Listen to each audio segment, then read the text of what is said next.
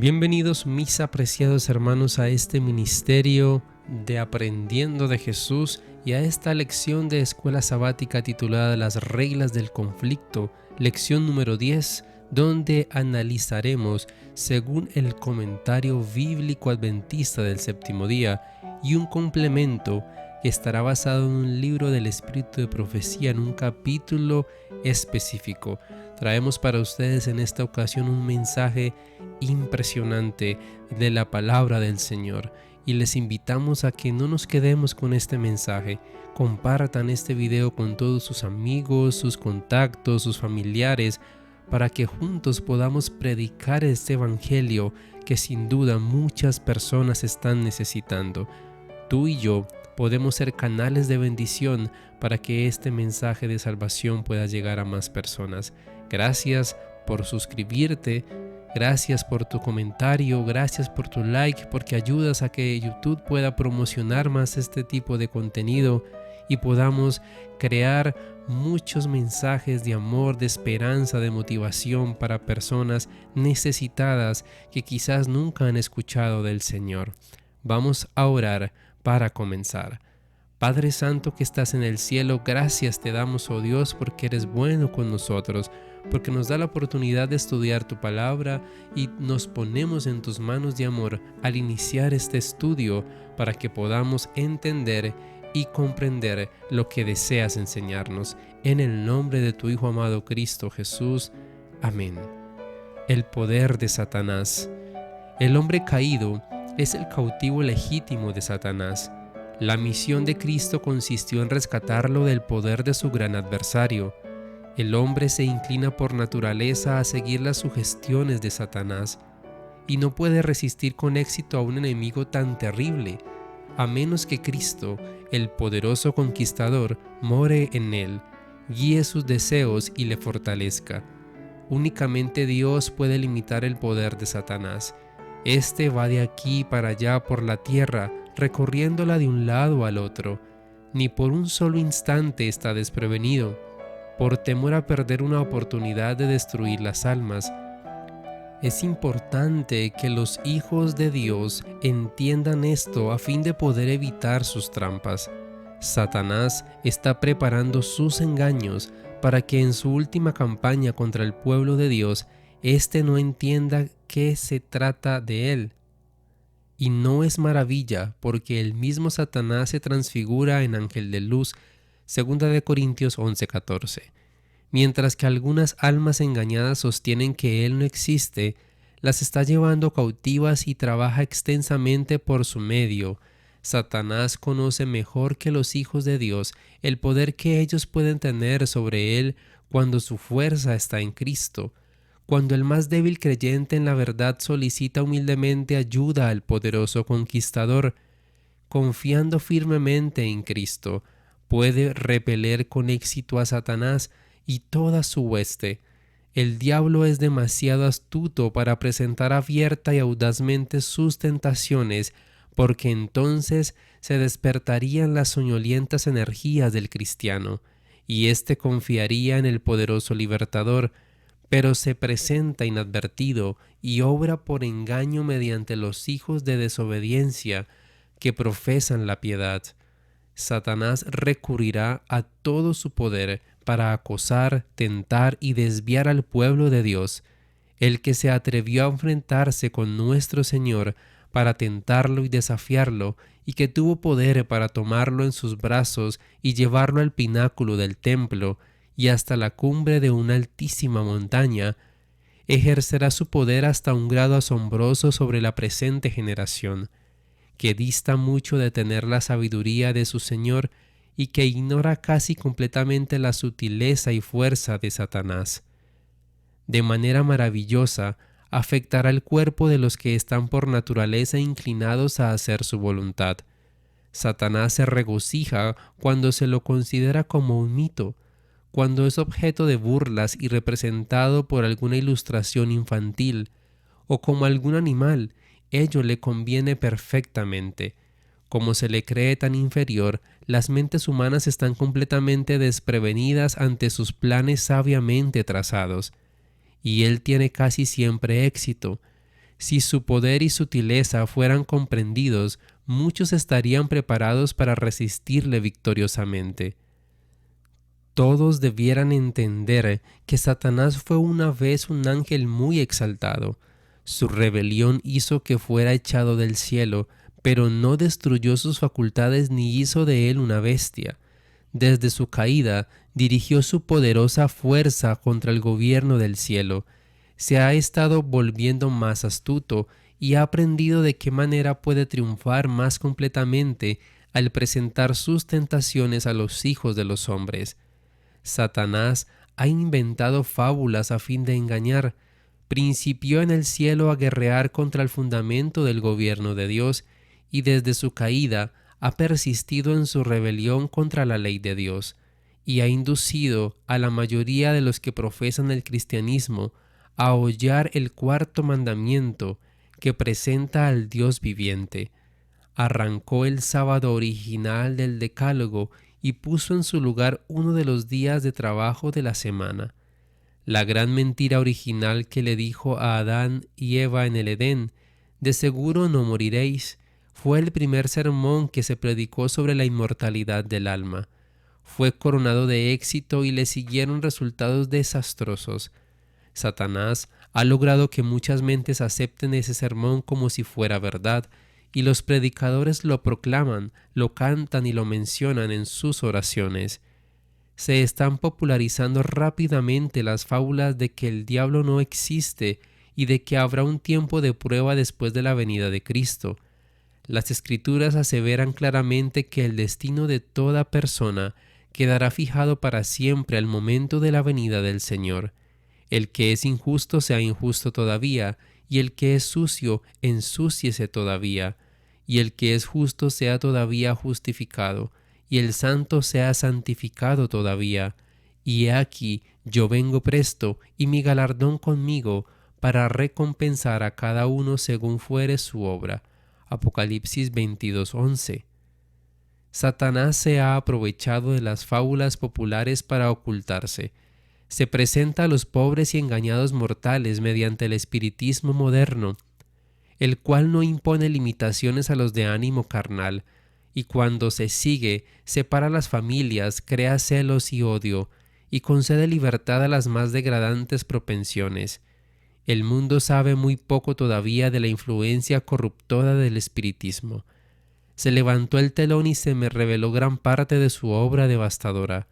Vi a algunas personas que habían tenido experiencia en el espiritismo y renunciado después de él, que se estremecen al considerar cuán cerca se hallaron de la ruina completa. Habían perdido el dominio propio, y Satanás las obligaba a hacer lo que detestaban.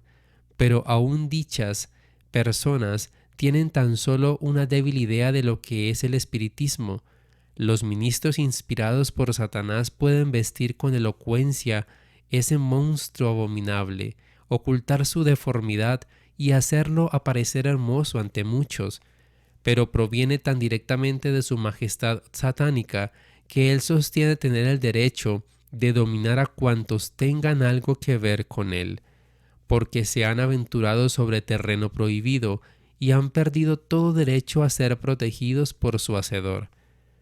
Algunas pobres almas, fascinadas por las palabras elocuentes de los maestros del espiritismo, se entregan a su influencia más tarde, descubren su carácter mortífero y quisieran renunciar a él y huir, pero no pueden. Satanás las retiene por su poder y no quiere dejarlas en libertad. Él sabe que le pertenecen, seguramente mientras se hallan bajo su dominio especial, pero que una vez libres de su poder, nunca las podría inducir a creer ya en el espiritismo, ni a colocarse tan directamente bajo su dominio. La única manera en que estas pobres almas pueden vencer a Satanás consiste en discernir entre la pura verdad de la Biblia y las fábulas. Al reconocer las exigencias de la verdad, se sitúan donde pueden ser ayudadas. Debieran rogar a aquellos que han tenido experiencia religiosa y tienen fe en las promesas de Dios, que intercedan en su favor ante el poderoso libertador. Ello representará un conflicto reñido. Satanás reformará su contingente de ángeles malos que han dominado a esas personas, pero si los santos de Dios con profunda humildad oran y ayunan, sus oraciones prevalecerán.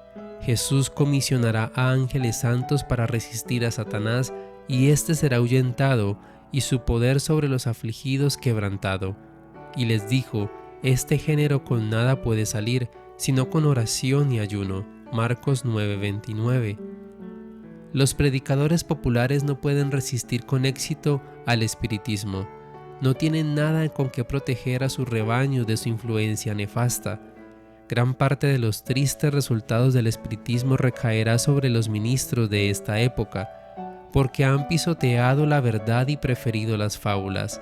El sermón que Satanás predicó a Eva con referencia a la inmortalidad del alma, no moriréis, lo han reiterado desde el púlpito y la gente lo recibe como pura verdad bíblica. Tal es el fundamento del espiritismo. En ninguna parte enseña la palabra de Dios que el hombre es inmortal. La inmortalidad es atributo exclusivo de Dios. El único que tiene inmortalidad, que habita en luz inaccesible, a quien ninguno de los hombres ha visto ni puede ver, al cual sea la honra y el imperio sempiterno. Amén. Primera de Timoteo 6:16. La palabra de Dios, debidamente comprendida y aplicada, es una salvaguardia contra el espiritismo. La teoría de un infierno que arde eternamente, predicada desde el púlpito y presentada constantemente a la gente, representa una injusticia para el carácter benevolente de Dios. Lo presenta como el mayor tirano del universo. Este difundido dogma ha hecho volver a millares hacia el universalismo, la incredulidad y el ateísmo. La palabra de Dios es clara, es una recta cadena de verdad y resultará un ancla para aquellos que estén dispuestos a recibirla. Aun cuando hayan de sacrificar sus apreciadas fábulas, ella los salvará de los terribles engaños de estos tiempos peligrosos. Satanás ha inducido a los predicadores a las diferentes iglesias a aferrarse tenazmente a sus errores populares, como indujo a los judíos a aferrarse en su ceguera a sus sacrificios y a crucificar a Cristo. El rechazo de la luz a la verdad deja a los hombres cautivos, sujetos a los engaños de Satanás. Cuanto mayor sea la luz que rechazan, tanto mayor será el poder del engaño y de las tinieblas que los sobrecogerán. Me fue mostrado que el verdadero pueblo de Dios es la sal de la tierra y la luz del mundo. Dios requiere de él que progrese continuamente en el conocimiento de la verdad y en el camino de la santidad. Entonces comprenderá cómo llega Satanás y con la fuerza de Jesús le resistirá. Satanás llamará en su ayuda a legiones de ángeles para oponerse a los progresos hasta de un alma, y si posible fuese, la arrebataría de las manos de Cristo. Vi a los ángeles contender por las almas y los ángeles de Dios resistirles. El conflicto era intenso. Los malos ángeles estaban corrompiendo la atmósfera con su influencia venenosa y se cernían en tropel alrededor de aquellas almas para embotar su sensibilidad. Los ángeles santos estaban mirando con ansiedad y esperando para rechazar las huestes de Satanás. Pero no es obra de los ángeles buenos dominar las mentes de los hombres contra su voluntad. Si ellos se entregan al enemigo y no hacen esfuerzo para resistirle, entonces los ángeles de Dios no pueden hacer mucho más que mantener en jaque a la hueste de Satanás, para que no destruya a los que están en peligro, hasta que se les haya dado mayor luz con el fin de despertarlos y hacerlos mirar al cielo en procura de ayuda. Jesús no comisionará a los ángeles santos para que libren a los que no se esfuerzan por ayudarse a sí mismos.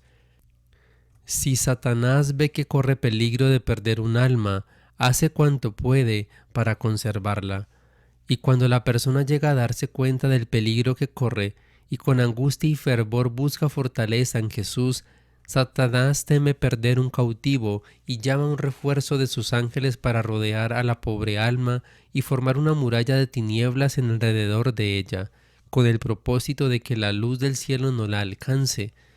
Pero si el que está en peligro persevera y en su impotencia se aferra a los méritos de la sangre de Cristo, nuestro Salvador escucha la ferviente oración y envía refuerzos de ángeles, poderosos en fortaleza para que lo libren. Satanás no puede soportar que se recurra a su poderoso rival, porque teme y tiembla ante su fuerza y majestad. El sonido de la oración ferviente, toda la hueste de Satanás tiembla. Él continúa llamando legiones de malos ángeles para lograr su objeto. Cuando los ángeles todopoderosos, revestidos de la armadura del cielo, acuden en exilio del alma perseguida y desfalleciente, Satanás y su hueste retroceden, sabiendo perfectamente que han perdido la batalla. Los súbditos voluntarios de Satanás son fieles, activos y unidos en un propósito, y aunque se aborrecen y se hacen guerra mutuamente, aprovechan toda oportunidad para fomentar su interés. Pero el gran general del cielo y de la tierra ha limitado el poder de Satanás. Lo que he experimentado ha sido singular y durante años he sufrido pruebas mentales peculiares. La condición del pueblo de Dios y mi relación con la obra de Dios me han abrumado a menudo con un peso de tristeza y desaliento indecible. Durante años he considerado el sepulcro como un dulce hogar de reposo. En mi última visión, pregunté a mi ángel acompañante por qué se me dejaba sufrir tal perplejidad mental y por qué era tan a menudo arrojada al campo de batalla de Satanás. Rogué para que, si había de estar tan íntimamente relacionada con la causa de la verdad, fuese librada en estas pruebas severas. Hay poder y fuerza en los ángeles de Dios, y yo rogué que ellos me escuchasen. Entonces se me presentó nuestra vida pasada, y se me mostró que de diversas maneras Satanás había tratado de destruir nuestra utilidad, que muchas veces había hecho sus planes para apartarnos de la obra de Dios. Se había presentado de diferentes maneras y por medio de diversos expedientes para lograr sus propósitos, pero el ministerio de los santos ángeles le había derrotado. Vi que en nuestros viajes de lugar en lugar, con frecuencia había colocado a sus malos ángeles en nuestra senda para causar un accidente que nos ocasionase la muerte. Pero los santos ángeles fueron enviados al lugar para librarnos. Diversos accidentes nos pusieron a mi esposo y a mí misma en grave peligro, y nuestra salvación ha sido maravillosa. Vi que habíamos sido objeto especial de los ataques de Satanás por causa de nuestro interés en la obra de Dios y nuestra relación con ella, y al ver el gran cuidado que Dios ejerce en todo momento en favor de quienes le aman y le temen, cobré confianza en Dios y me sentí reprendida por mi falta de fe. El comentario bíblico adventista sobre Daniel 10 nos dice: afligido. Daniel no dice específicamente la causa de su tristeza, pero podemos encontrar un indicio en los acontecimientos que estaban ocurriendo entre los judíos de Palestina en ese tiempo. Evidentemente, lo que ocasionó las 3 semanas de luto de Daniel fue una grave crisis. Fue probablemente por ese tiempo cuando se levantó la oposición de los samaritanos contra los judíos, que acababan de volver del exilio bajo las órdenes de Zorobabel. El que los acontecimientos de este capítulo hubieran ocurrido antes o después de que los judíos pusieran la piedra fundamental del templo depende de las varias interpretaciones que se den a la cronología de este periodo, y de la posibilidad de que Daniel hubiera usado un tipo de cómputo distinto del que empleaban los judíos de Palestina en esa época de transición. El periodo de luto de Daniel parecía haber sido contemporáneo con la gran amenaza de que después de todo no se cumpliese el decreto de Ciro a causa de los falsos informes enviados por los samaritanos a la corte de Persia para tratar de detener la construcción. El hecho significativo de que durante esas 3 semanas el ángel estuviera luchando para influir sobre Ciro indica que estaba en juego una decisión vital del rey. Mientras oraba en procura de más luz sobre temas que aún no habían sido completamente explicados en las visiones anteriores, sin duda el profeta se entregó a otro periodo de intensa intercesión, para que la obra del adversario pudiera ser contrarrestada y para que pudieran cumplirse las promesas divinas de restauración en favor de su pueblo escogido. Día 24. Esta es la única fecha del libro de Daniel en que aparece el día exacto de un mes determinado. Por supuesto que no se dice nada aquí en cuanto a si el cómputo se hace en referencia del calendario persa babilónico o según el calendario judío. Si la fecha dada por Daniel está basada en el calendario persa babilónico, que comienza en el año en la primavera marzo-abril, el primer mes del tercer año de Ciro habría sido más o menos abril del 536. Por otra parte, si Daniel hacía el cálculo de la manera judía, según el cual el año empezaba en el otoño, el primer mes del tercer año de Ciro habría sido más o menos marzo-abril del 536. Por otra parte, si Daniel hacía el cálculo a la manera judía, el primer mes del tercer año de Ciro habría sido 12 meses más tarde y correspondería aproximadamente a marzo-abril del 535, donde aparece una explicación de las diferencias entre el calendario judío y babilónico, puesto que las 3 semanas del ayuno de Daniel terminaron el día 24, primer mes. Deben haber comenzado el cuarto día y si su ayuno se prolongó durante la época de la Pascua, pero no se sabe hasta qué punto se observaba esta fiesta en el cautiverio.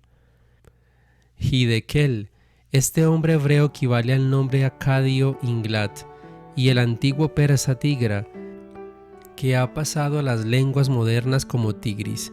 El Tigris es el menor de los dos grandes ríos de Mesopotamia. Se mencionó un río del mismo nombre en Génesis 2:14. Sin embargo, en ese pasaje se hace referencia a un río antediluviano. No se dice precisamente en qué punto del Tigris ocurrió el acontecimiento de que luego se narra. No temas, versículo 12.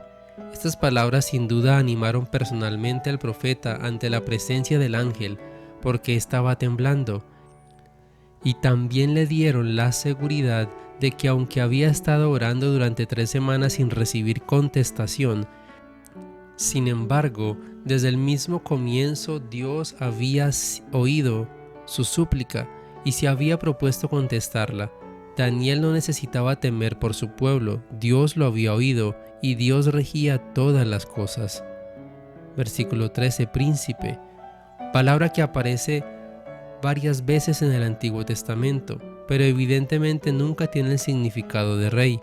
Se refiere a los principales servidores de un rey, gobernantes locales, los subordinados de Moisés, a los nobles y funcionarios de Israel, donde se traduce principales y príncipes, y especialmente a comandantes militares. Con este último sentido aparece en la expresión Dar Haxtaba, comandante del ejército, príncipe de los ejércitos, en una de las ostracas de Laquis, una carta escrita por un oficial del ejército de Judea a su superior, probablemente en el momento de la conquista de Judá hecha por Nabucodonosor, el tiempo cuando Daniel ya estaba en Babilonia. El ser celestial que se le apareció a Josué en Jericó recibe el nombre de príncipe del ejército de Jehová. Daniel usa repetidas veces esta palabra para referirse a seres sobrenaturales. Basándose en estas observaciones, algunos han supuesto que Ñar indica un ser sobrenatural que en ese tiempo se oponía a los ángeles de Dios y que estaba tratando que el reino de Persia fuera contra los mejores intereses del pueblo de Dios. Satanás siempre ha estado ansioso de proclamarse príncipe de este mundo. Lo principal aquí era el bienestar del pueblo de Dios, en pugna con sus vecinos totalmente paganos. Se me opuso. El profeta nos da una vislumbre de la tremenda lucha entablada entre las fuerzas del bien y del mal. A fin de refutar la pretensión de Satanás de que Dios es un tirano, el Padre Celestial vio conveniente retener su mano y dejar que el adversario tuviera una oportunidad para demostrar sus métodos y tratar de ganar a los hombres para su propia causa. Dios no fuerza la voluntad de los hombres, concede a Satanás cierto grado de libertad, mientras que Dios, por medio de su Espíritu y de sus ángeles, insta a los hombres a que resistan el mal. Así Dios demuestra al expectante universo que Él es un Dios de amor y no el tirano que Satanás afirma que es. Por esa razón la oración de Daniel no fue contestada inmediatamente. La respuesta se demostró hasta que el rey de Persia, por su propia voluntad, hizo su elección a favor del bien y en contra del mal. Padre Santo que estás en el cielo, gracias te damos, oh Dios, por tus infinitas bendiciones, porque nos permites estudiar tu palabra por medio del comentario bíblico, por medio del espíritu de profecía y de este capítulo esencial para el estudio de esta semana. Nos ponemos en tus manos de amor para seguir entendiendo, comprendiendo tu palabra y que podamos ser canales de bendición para muchas más personas. Bendice a cada uno que ha escuchado este mensaje, a sus familias, a sus peticiones de oración que han sido dejadas en los comentarios para que, conforme a tu voluntad, cada una de estas peticiones pueda ser contestada. Gracias Dios por escucharnos en el nombre de Jesús. Amén. Dios te bendiga, mi apreciado hermano y mi apreciada hermana. Recuerda compartir este mensaje que está importantísimo para que podamos seguir fortaleciéndonos en nuestra vida espiritual. Bendiciones.